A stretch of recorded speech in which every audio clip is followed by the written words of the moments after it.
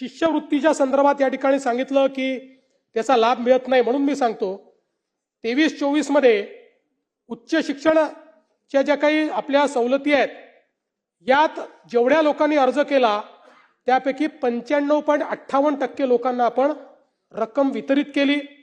24-25 मध्ये 91.89% लोकांना आपण वितरित केली। या वर्षीचं वितरण आता चाललेलं आहे। त्यानंतर आपण जर दुसरी बघितली योजना पंजाबराव देशमुख वसतिगृह निर्वाह भत्ता योजना आणि राजश्री शाहू महाराज शिक्षण शुल्क शिष्यवृत्ती योजना 23-24 मध्ये 98% विद्यार्थी आणि 24-25 मध्ये 96% विद्यार्थ्यांना म्हणजे ज्यांनी मागणी केली त्यांना त्यांच्या खात्यामध्ये ऑलरेडी शिष्यवृत्ती मिळाली आहे। या वर्षी ही 52% आतापर्यंत मिळाली आहे, पण आपण 90%च्या वरच त्या ठिकाणी जाऊ।